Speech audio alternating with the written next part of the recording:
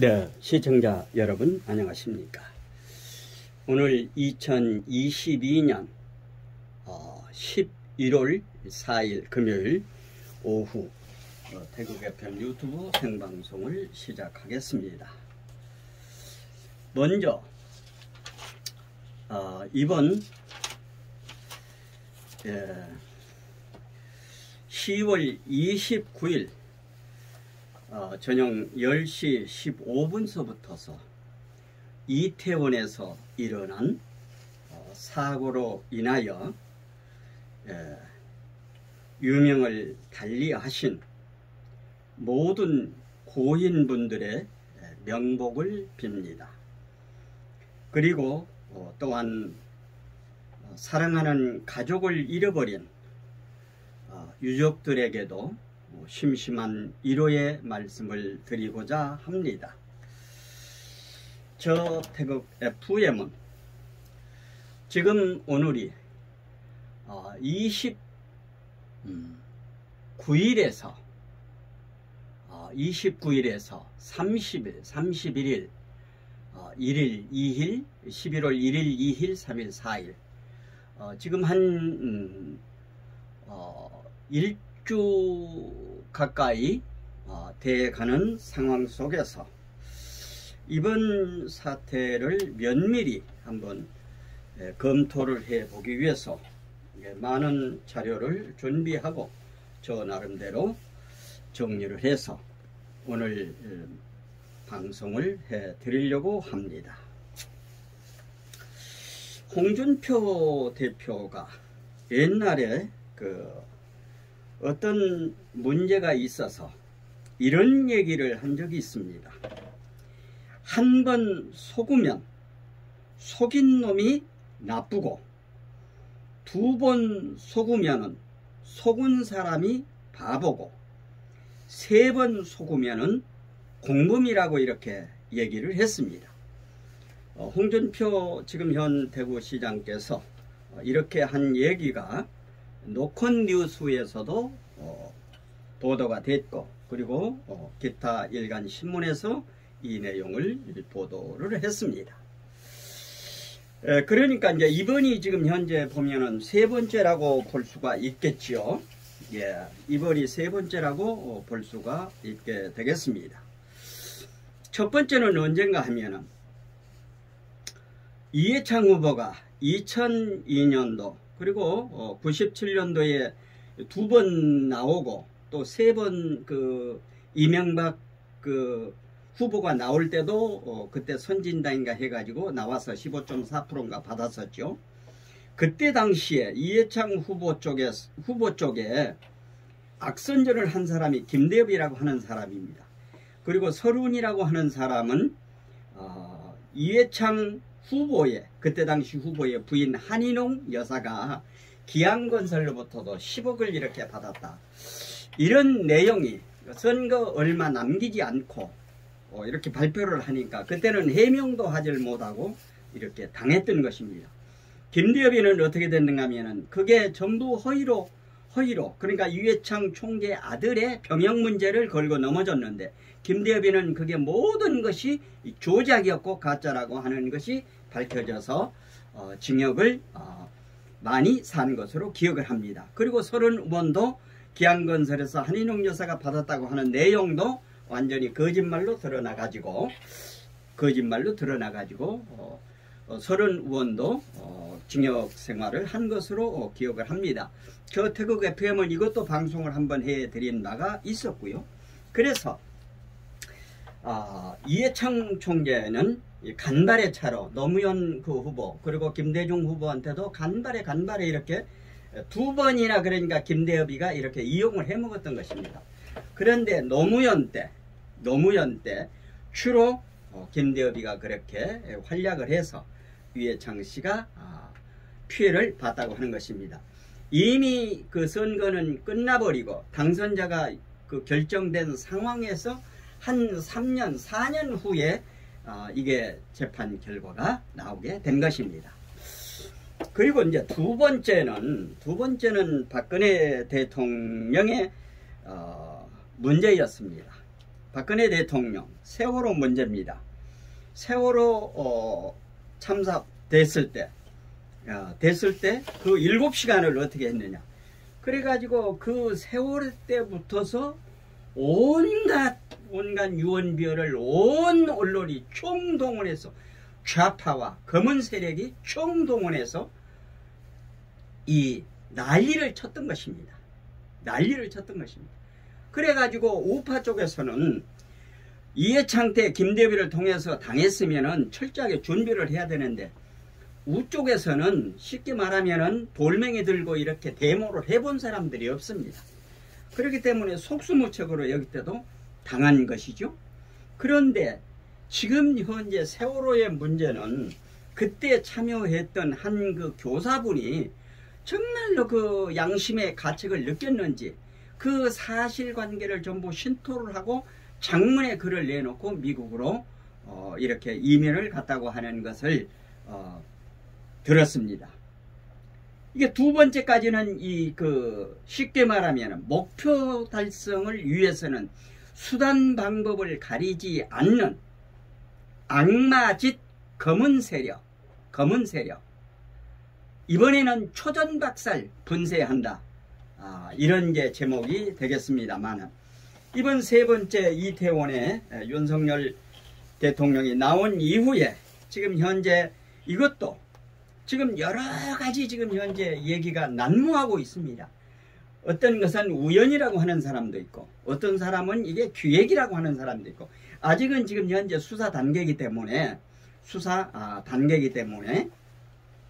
지금은 뭐라고 얘기를 할 수가 없겠습니다만은,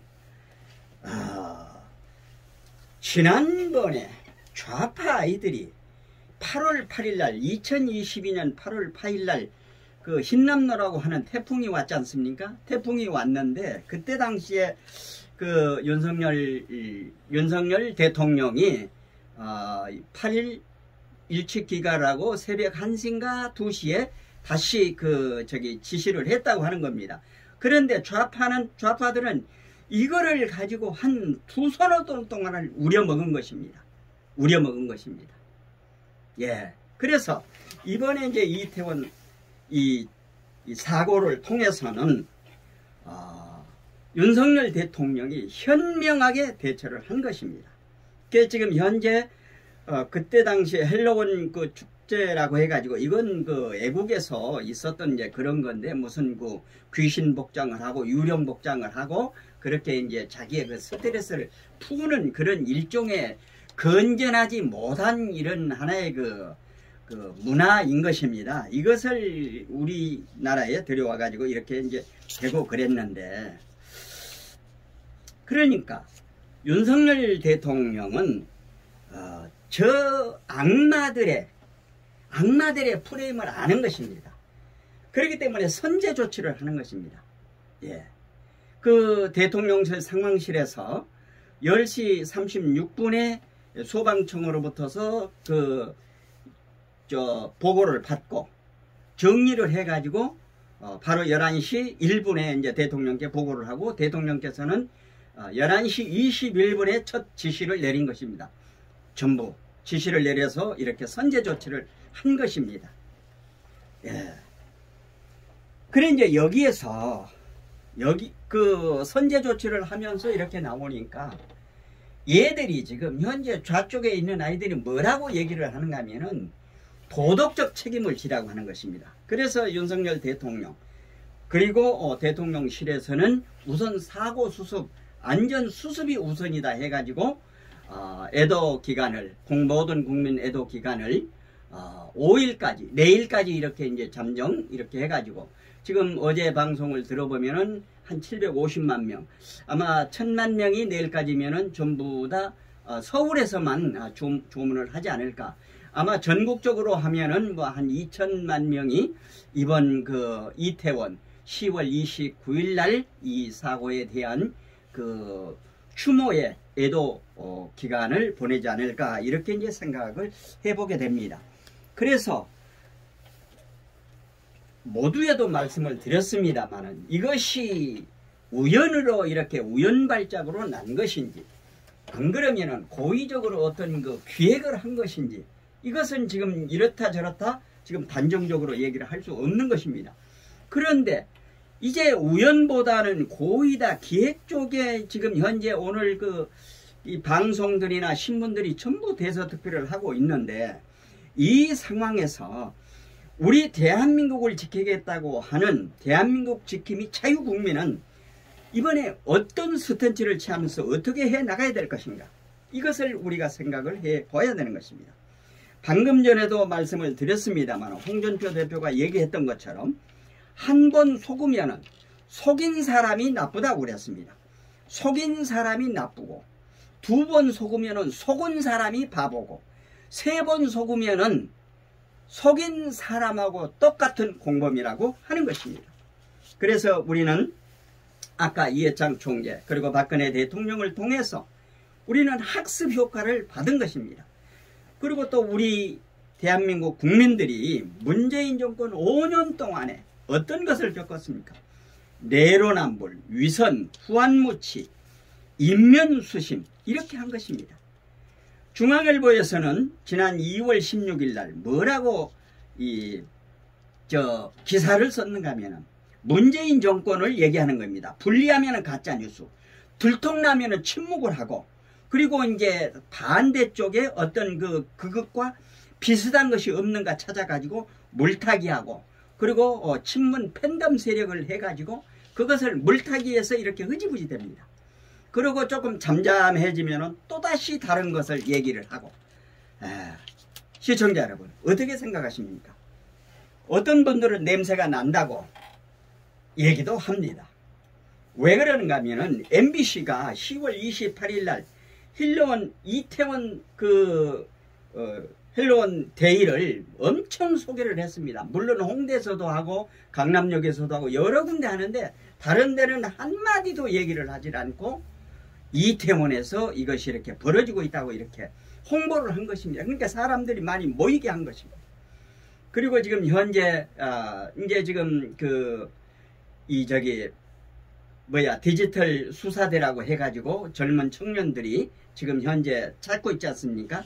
토끼 머리를 했던 사람 몇 사람이서 밀어 하고서 여러 가지 지금 현재 경찰에서 지금 경찰 특별수사본부 특수본에서 지금 현재 수사를 하고 있습니다. 그런데 여기에 지금 결정적으로 지금 문제가 나타난 것이 두 경찰관입니다.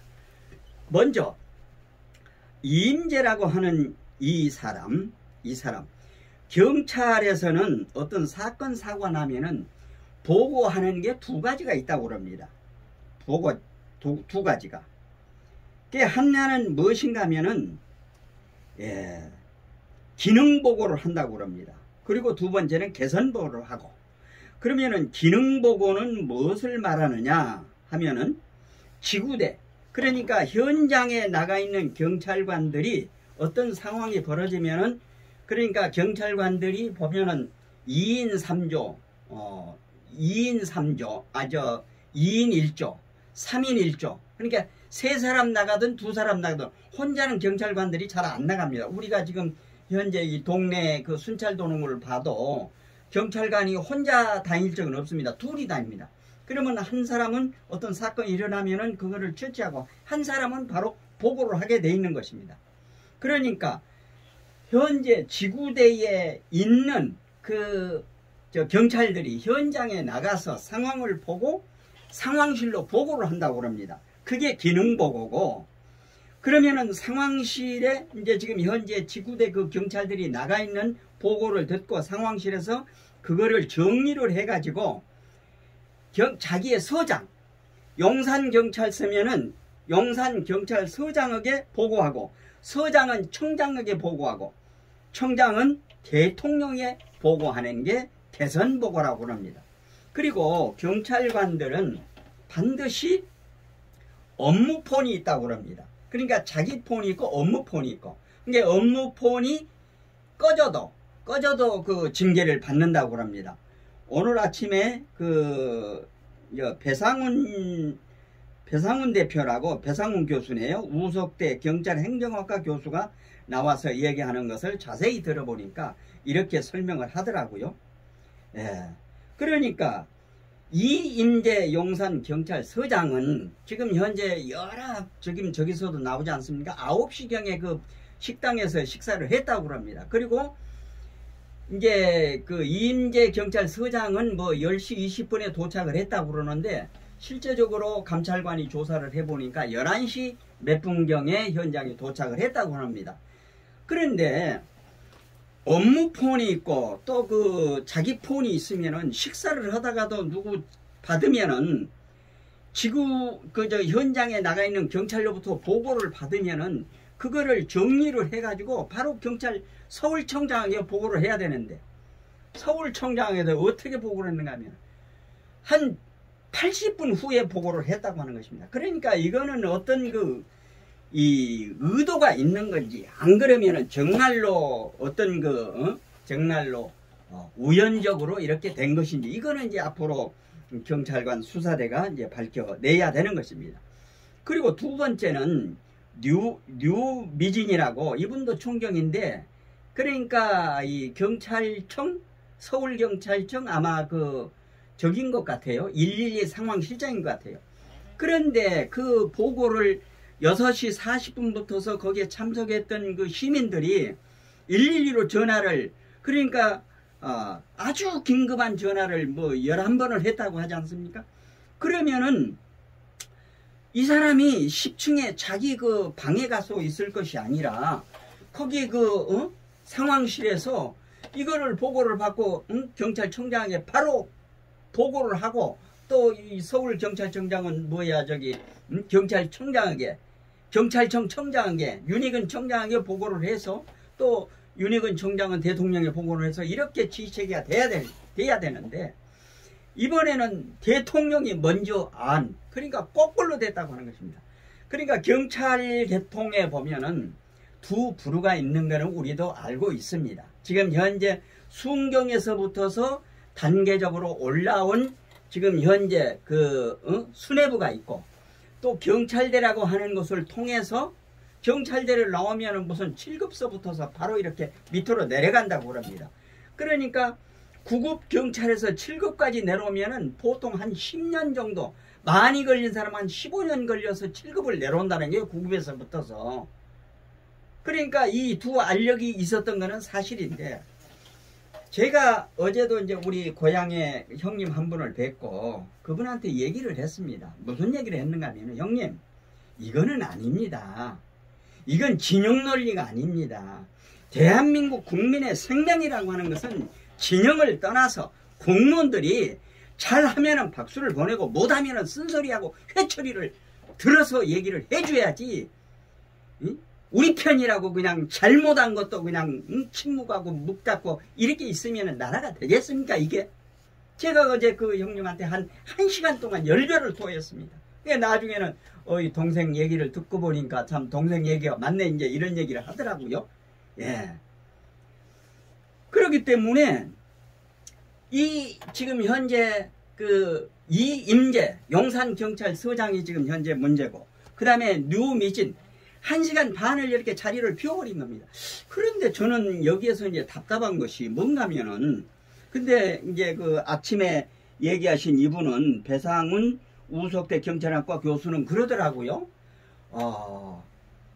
그 밑에 있는 사람이 어떤 내 대신 대리를 하라고 하는 어떤 이 대리권을 받지를 않으면은 밑에 사람이 어떻게 할 수가 없다고 합니다. 그러니까 총체적으로 보고가 무너져 버린 것입니다. 예. 그리고 이제 어제 우리 손상배 TV에서 준 PD도 얘기를 했습니다만은 가장 문제는 뭔가 하면은 용산에 있는 용산 이태원 부근에 이번에 이제 박희영 용산 구청장이 나왔지만은 이번 6월 1일 날 지금 당선된 분 아니에요? 근데 그 전까지는 성장현이라고 하는 사람이 민주당 출신인데 12년 동안을 용산 구청장을 했답니다. 근데 이 방송에서도 나옵니다만은 3군데만 정상이고 전부가 불법 건축이라는 거예요. 그러니까 도로를 좁혀지는 이런 것을 했다고 하는 겁니다. 그러니까 이제 이게 앞으로 정확히 따지면서 이거를 바로 잡아나가지 않으면은 안 된다고 하는 것입니다. 예. 그래서 저 태국 FM은 엊그제 방송을 할 적에 애도는 진심으로 드리고 수사는 합동수사단을 꾸며서 이렇게 하라고 얘기를 했습니다. 근데 지금 현재 경찰 자기네, 물론 그 경찰청 안에 이제 뭐 특수수사대가 있어서 거기는 다르다고 그러지만은 지금 어제 국민일보 오후에 나온 거 보면은 용산서의 서장 그 집무실은 압수수색을 안 했다는 거예요. 저 확인은 못 해봤습니다만은, 응? 그 장해찬 대표가 나와서 방송에서 하는 얘기를 들었습니다. 예. 그렇기 때문에 이번 그 용산 참사를 통해서 이번에 잘못된 이 모든 것은 바로 이번에 바꿔나가지 않으면 안 된다고 하는 것입니다. 경찰 특수본에서는 51명으로 꾸려진 특별수사본부를 만들어서 지금 현재 하고 있는데, 엊그제 제가 방송을 할 적에는 합동수사본부는 경찰, 검찰, 소방 그리고 기타 모든 분이 총 동원해서 하나로 돼가지고 이번 사건은 정밀 분석을 해서 발본색원하지 않으면 또다시 진홍 논리에 가려서 또다시 제2, 제3의 이런 불미스러운 사건들이 터질 수 있다고 하는 것입니다. 그래서 우리 대한민국 지킴이 애국 국민들은 이번 이태원 사고를 통해서 원인 분석을 철저히 해서 죄 지은 사람은 죄값을 받고 다시는 이런 일이 벌어지지 않게 해야 되는 것입니다. 모두에도 말씀을 드렸습니다만 오늘 방송의 제목은 목적 달성을 위해서는 수단 방법을 가리지 않는 악마짓 검은 세력 초전박살 분쇄해야 된다. 이런 내용으로 말씀을 드립니다. 그래서 대한민국에 땀 흘리면서 열심히 살면서 대한민국을 위하는 이런 사람들이 잘 사는 이 나라가 돼야 되지 않겠습니까? 다시 한번 이번 10월 29일 이태원 헬로원 축제의 사고로 유명을 달리하신 모든 고인분들의 명복을 빕니다. 그리고 슬픔에 잠겨 계실 유가족 여러분에게도 심심한 위로의 말씀을 드립니다. 시청자 여러분, 오늘 방송한 이 내용에 공감이 되시면은 구독, 좋아요, 알림 설정 해주시고 이웃분들에게도 많이 전해 주시기를 당부드리면서 태국 FM 유튜브 생방송을 여기서 마치려고 합니다. 함께 해주신 여러분 대단히 고맙습니다. 안녕히 계십시오.